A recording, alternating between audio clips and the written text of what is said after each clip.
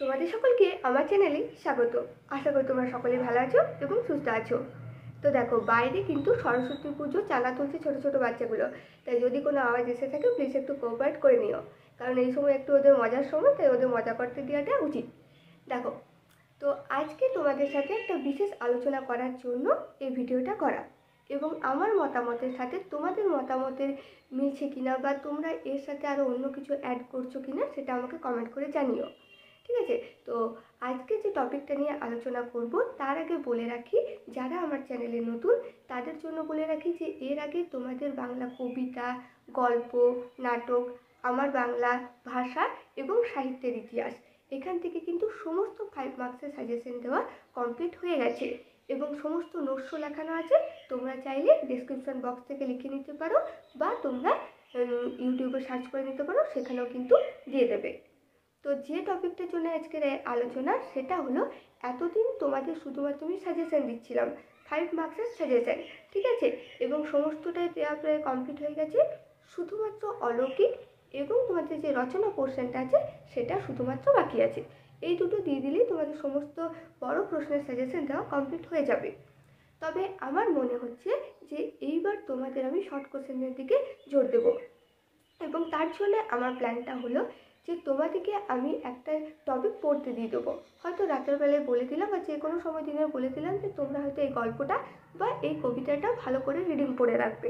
আমি তারপরের দিন তোমাদের সেটাকে মক টেস্ট নেব, এবং মক টেস্ট দেওয়ার সময় তোমরা বুঝতে পারবে তোমরা কে কতটা পরিমাণে প্রিপেয়ার হয়েছো, এবং তোমরা তোমাদের যতটা নাম্বার পাবে, ঠিক আছে, হয়তো 15টা কোশ্চেন থাকলে তো 15টার মধ্যে কত তোমরা নাম্বার পাচ্ছ, বা 20টা প্রশ্ন থাকলেও সেখানে তোমরা কত নাম্বার পাচ্ছ, এটা অবশ্যই আমাকে কমেন্ট করে জানিও। তাহলে আমিও বুঝতে পারবো যে তোমরা কতটা প্রিপেয়ার হচ্ছ, ঠিক আছে? এবং কারো যদি অসুবিধা থেকে থাকে কমেন্ট করতে, তাহলে সে নিজে তো বুঝতেই পারবে, সে একটু লাইকটা দিও, তাহলেও আমি বুঝতে পারবো যে হ্যাঁ তোমাদের এগুলো কাজে লাগছে। তাহলে একদিন আমি ভেবেছি তোমাদের এমসিকিউ ক্লাস নেব, আরেকদিন তোমাদের এসিকিউ ক্লাস। এসিকিউ ক্লাসগুলো তো আমি ভেবেছি যে এসিকিউ ক্লাসগুলো তোমাদের যে এবিটিএ টেস্ট পেপার আমি করাচ্ছি সেটা প্রায় 9-10টা পেজ করানো কমপ্লিট হয়ে গেছে, এবং যেগুলো বাকি আছে সেগুলো করাবো। তাহলে একদিকে তোমাদের এমসিকিউ আমি নিচ্ছি, আরেকদিকে তোমাদের এসিকিউগুলো আমি নিচ্ছি। তাহলে কি হবে, তোমাদের শর্ট কোশ্চেনটা ভালোভাবে তৈরি হয়ে যাবে। কারণ বড় প্রশ্নের প্রায় সমস্ত সাজেশন হয়ে গেছে, আমার মনে হয় এবার শর্ট কোশ্চেনে জোর দেওয়াটা প্রয়োজন। তাই তোমাদের জন্য আমার এই প্ল্যানটা আমি করেছি, ঠিক আছে? তো আগেও আমি বলেছি যে আমি স্ক্রিপ্টিং করি না, তাই কথাবার্তা হয়তো রিপিটও হয়ে যেতে পারে একটা বোঝাতে বোঝাতে। তো শর্ট কোশ্চেন আমার মনে হয় অনেকটা ইম্পর্টেন্ট জিনিস, তাই শর্ট কোশ্চেনে এবার আমরা ভালো করে জোর দেবো। তোমরা ভালোভাবে ক্লাসগুলোকে করবে এবং কার কত নাম্বার হচ্ছে সেটা কমেন্ট করে জানিও।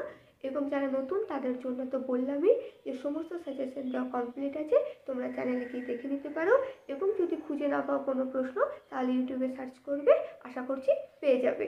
এবং কোনো অসুবিধা হলে কমেন্ট করে আমাকে জানিও।